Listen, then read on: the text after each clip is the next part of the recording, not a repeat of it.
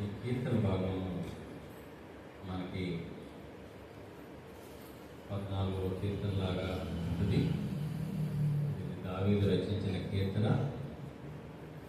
ఈ యొక్క కీర్తన భాగంలో ముఖ్య ఉద్దేశం ఏంటంటే, దేవుడు లేడని చెప్పేవాళ్ళు బుద్ధిహీనులు అని ఈ యొక్క కీర్తన ద్వారా తెలియజేస్తా ఉంది. ప్రజలు తమ యొక్క పాపాలని కప్పిపుచ్చుకునేందుకు వాళ్ళు ఏం చేస్తూ ఉంటారంటే, దేవుడు లేడు, మనల్ని ఎవరు గమనించట్లేదు, మన ఇష్టానుసారంగా ఉండొచ్చు అనే ఆలోచన ధోరణిలో ఉండే వాళ్ళకి ఒక రకంగా దేవుడు లేడని చాలామంది అనుకుంటారు. దేవుడు లేడని చెప్పేవాళ్ళకే దేవుడు లేడనుకుంటున్నారేమో అనుకుంటారు.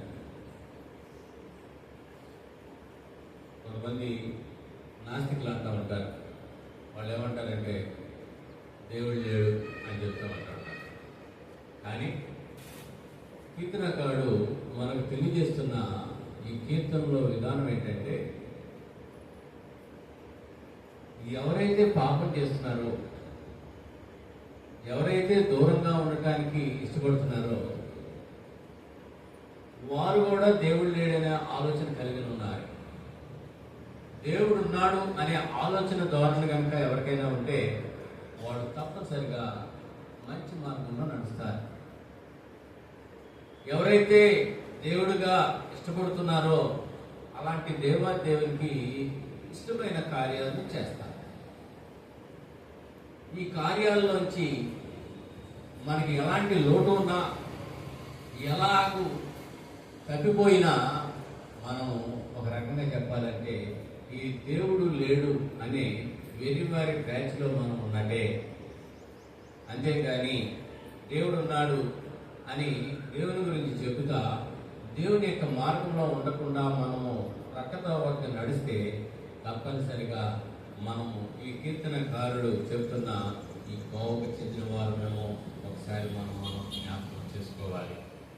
మొట్టమొదటిగా ఈ యొక్క కీర్తన భాగంలో దగ్గరగా 5 వచనాలు, మొదటి నుంచి 5 వచనాలు ఈ యొక్క దేవుడు లేడనే బుద్ధిహీనత మనుషుల గురించి చక్కగా వివరిస్తూ ఉంది. దీనిలో మొదటి వచనం చూస్తే కనుక, దేవుడు లేడని బుద్ధిహీనులు తమ హృదయంలో వారు చెడిపోయిన వారు అసహ్య కార్యములు చేయదు, మేలు చేయబోడప్పుడును. మన హృదయంలో దేవుడు లేకపోతే ఈ యొక్క బుద్ధిహీనతకి దారి తీస్తుంది.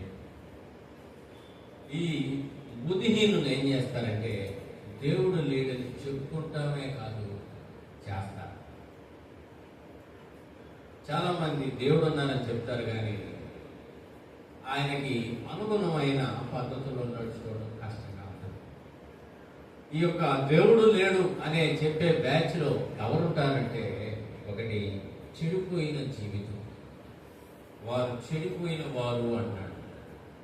కాబట్టి చెడిపోయిన వారు ఎవరైతే ఉంటారో వారు దేవుడు లేడని చెప్తా ఉన్నారు. రెండో విషయంగా చూస్తే కనుక, వారు అసహ్య కార్యములు చేయదురు. కాబట్టి దేవునికి నచ్చని ఏ అంశమైనా సరే అది అసహ్యమైంది. కొంతమంది ప్రజలను ఆనందం కలిగించడానికి రకరకాల చెడు మార్గాలు ఉంటాయి, అన్వేషిస్తూ ఉంటారు. అది లోకానికి చాలా ఆనందం కలిగిస్తుంది, కానీ అది దేవునికి మనల్ని దూరం చేస్తూ ఉంటుంది. కాబట్టి రెండోదిగా వారు అసహ్య కార్యం అంటే అది దేవునికి విరోధమైనది ఏదైనా సరే అది అసహ్యమే. మూడో విషయం ఏంటంటే, మేలు చేయవాడప్పుడును లేడు. కాబట్టి ఈ దేవుడు లేడు అనే ఆలోచన కలిగిన వ్యక్తులు మేలు చేయదు. మేలు చేయటం అంటే మనం ఇతరులకి కావాల్సినవి అందించడం, సహాయం చేయటం, ఇవి శారీరకంగా సరిపోతాయి. కానీ ఆత్మీయంగా ఏంటంటే దేవుని మీద ఎవరైతే శ్రద్ధ వహిస్తే ముందుకు వెళుతూ ఉన్నారో అలాంటి వారికి ఒక రకంగా దేవుడు లేడనే అపనమ్మకం కలిగించడం కూడా మనం మేలు చేయకూడదు. మనం ఇతరులకు ఏ సహాయం చేయవసరంలా, దేవుడు ఉన్నాడు, దేవుడు మనకు సహాయం చేస్తాడు, నా సహాయం వ్యర్థం అనే ఆలోచన ధోరణితో మనం ఇతరులకు చేస్తే అదే మేలు. మన మేలు అశాశ్వతం, దేవుని యొక్క మేలు శాశ్వతం. అలాంటి శాశ్వతమైన దేవుడిని మనం అందరికీ చూపించేవారిగా, ఆయన యొక్క మార్గాన్ని చూపించేవారిగా ఉంటే మనం మేలు చేసినట్టే. లేకపోతే మనము ఆ మేలుని ఇతరులకు చేయలేని స్థితిలో ఉన్న వారు ఏం చేస్తారంటే దారితోని ఒత్తిగా వాళ్ళు ఏమైపోతారు, ఒక రకంగా చెప్పాలంటే మరణానికి దారి తీస్తారు. అంటే మరణం అంటే చనిపోవడం అని కాదు, కానీ నిత్య నరకానికి. అంతకంటే భయంకరమైన అంశం ఇంకొకటి. అదేవిధంగా 4వ విషయంలో చూస్తే 3వ వచనంలో వారందరూ దారి తొలగి కొద్దిగా చెడి ఉన్నారు, ఒక్కడును తప్పకుండా అందరూ చెడి ఉన్నారు, మేలు చేయవారు ఎవరును లేరు, ఒక్కడైనాను. కాబట్టి వీళ్ళకి చెప్తున్నాం కదా, మేలు చేయాలనే ఆలోచన అనేది అంటే దేవుని వైపు నడిపించాలని, దేవుడు మనకు మేలు చేస్తాడనే విషయాన్ని ఇతరులకు పంచే స్థితిలో లేని వారిగా ఉంటారు. 5వ విషయంగా చూస్తే కనుక 4వ వచనం అంటాడు, దేవునికి ప్రార్థన చేయక అంటాడు. వీళ్ళు దేవునికి ప్రార్థన చేయరు. మరి ఎవరికి చేస్తారు? ఈ సృష్టిని అంతటిని నిర్మించి సమస్తము ఆయన యొక్క చేతిలో గుప్తములై ఉన్నాయి, ఆయనకు అసాధ్యం అంటూ ఏదీ లేదు. అలాంటి దేవాదేవుని వారు ప్రార్థన చేయకపోతే ఏం పొందుకుంటారు? అందుకే వారు బుద్ధిహీనులుగా. కాబట్టి దేవాదేవుని కనుక మనం కలిగి ఉంటే, ఆయన యందు నమ్మిక ఉంచితే మనము బుద్ధిమంతులం.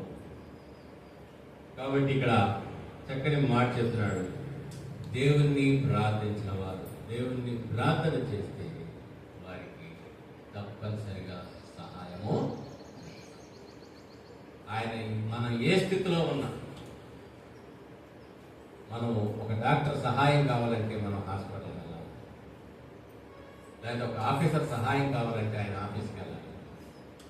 కానీ మన దేవుని సహాయం కావాలంటే ఆయనే మన తలుపు దగ్గర కూర్చుంటాడు, హృదయమైన తలుపు దగ్గర కూర్చొని ఉంటాడు. ఎప్పుడు సహాయం చేద్దామా, ఎప్పుడు వద్దామని మనం ఆ తలుపు తీయగలిగితే, ఆయనకి స్థానం ఇవ్వగలిగితే ఆయన చక్కగా మనకు సహాయం చేస్తాడు.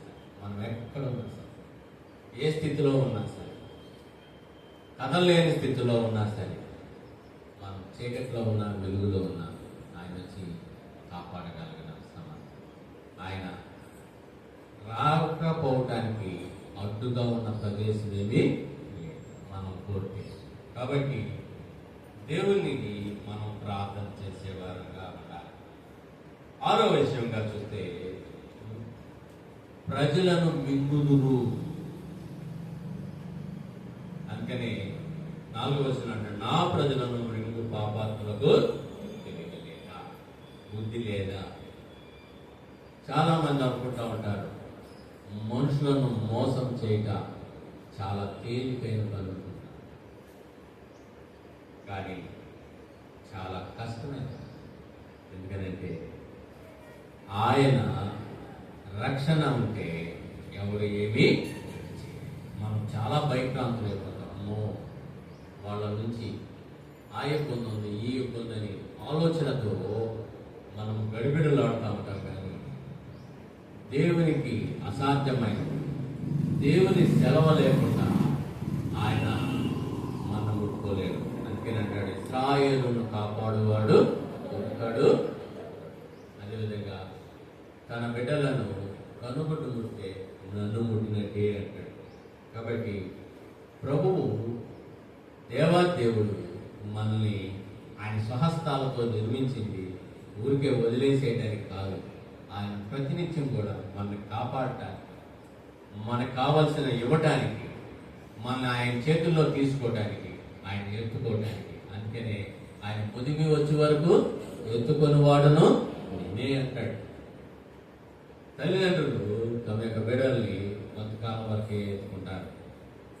తల్లిదండ్రులు తమ బిడ్డల్ని కొంతకాలం వరకే వాళ్ళని బాగోగులు చూడగలరు. ఒక వయసు వచ్చిన తర్వాత తల్లిదండ్రులు ఏమంటారంటే, ఇక నుంచి మీ బాధ్యత మీరు చూసుకోవాలి. కానీ దేవాదేవుడు ఆయన మనల్ని ఈ లోకంలో సృష్టించి మనం పరలోకం వెళ్ళే వరకు కూడా ఆయనతో సహవాసం చేస్తే, ఆయనకి ఇష్టలుగా ఉంటే, ఆయన ప్రియులుగా ఉంటే, ఆయన కునకక మనల్ని కాపాడుతూ. ఈ విషయం తెలియన బుద్ధిహీనులు అనుకుంటా ఉంటారు. వాళ్ళు చక్కగా ఇక్కడ చెప్తా ఉన్నాడు, వాళ్ళు దేవుడు లేడని చెప్పుకుంటూ ఉంటారు. దేవుని వెదకని వారిగా ఉంటారు, దారి తొలగిపోతూ ఉంటారు, మేలు చేయరు, అదేవిధంగా ప్రార్థన చేయరు, ప్రజలను వివిధమైనట్టుగా చూస్తూ ఉంటారు. ఎప్పుడైతే మనలో పాపము పొంచుకొస్తుందో మనం ఏం చేస్తామంటే, మనతో సరిపడక ఇతరులు కూడా ఇబ్బంది పెట్టాలనే ఆలోచనలోకి. అయితే ఈ 5వ వచనంలో ఈ బుద్ధిహీనులకి ఏమి దుర్గతి, ఏమి ఇబ్బందులకు పాలవుతారో చక్కగా చెప్తా ఉన్నాడు. 5వ వచనం చూస్తారంటే, భయ కారణము లేని చోట వారు దేవుని యొక్క బిడ్డలు భయము కలిగిన చోట ప్రశాంతంగా ఉంటారు. షడ్రకు మెషిక్కు అగ్నివలు ఆ యొక్క అగ్నిగుండంలో ప్రశాంతంగా నడుస్తున్నారు. దానియేలు ఆ సింహం బోనులో చాలా ప్రశాంతంగా ఉన్నాడు. కానీ దేవునికి అసహ్యంగా నడుచుకునే వారు, బుద్ధిమంతులు అందరూ ప్రశాంతంగా ఉన్న సమయంలో వారు భయక్రాంతులు. రెండో విషయంగా చెప్తున్నాడు, నన్ను ముట్టడి చేయువారి ఎముకలను దేవుడు ఆయన ఎలా భయక్రాంతులు చేస్తాడంటే, వారి ఎముకలన్నీ చెదిరిపోతాయి. వారి శరీరంలో ఒక్క అవయవం కూడా ప్రశాంతంగా ఉండదు, నెమ్మది ఉండదు. దేవుని ఎడల వారు కనుక బుద్ధిహీనంగా కనుక ప్రవర్తిస్తే. మూడో విషయంగా, వారు దేవుడు వారిని ఉపేక్షించను కనుక నీవు వారిని సిగ్గుపరిచింది. కాబట్టి మూడో విషయం ఏంటంటే, వారు సిగ్గుపడతారు. హామాను మొదుగేని చంపడానికి, యూదులను చంపడానికి ప్రయత్నం చేస్తా ఉంటే అనువనువున అతనికి సిగ్గుపడని. రాజుగారు పిలిచి అంటాడు, రేపో మాకు ఊరిపోయి మీద చంపేస్తామని ప్రయత్నిస్తున్నాం మనిషిని చూసి. రాజుగారు అంటాడు, ఇదో అమ్మాను నా కొరకు మంచి చేశాడయ్యా, ముద్దుకై నువ్వేం చేయాలి, సన్మానం చేయి, కనపరచు, రాజుగారి వస్త్రాలే, గుర్రం మీద నడిపించు. ఇంటికి వెళ్తున్నాడు, రోజు బయలుదేరేటప్పుడు ఇదిగో ఆయన ఇట్లా చేస్తానంటున్నాడు. సాయంత్రానికి వచ్చి సిగ్గుతో అవమానంతో వచ్చి కూలిపోతాం. కాబట్టి దేవునికి వ్యతిరేకంగా మనం ఉంటే కనుక ఆ పరిస్థితిలోకి వెళ్ళిపోతాం. కాబట్టి మనం 3 విషయాలు, మనలో భయక్రాంతులు అవుతున్నామా అంటే కంపల్సరిగా మనలో దేవుడు లేడేమో అని ఒక ఆలోచన చూసుకోవాలి.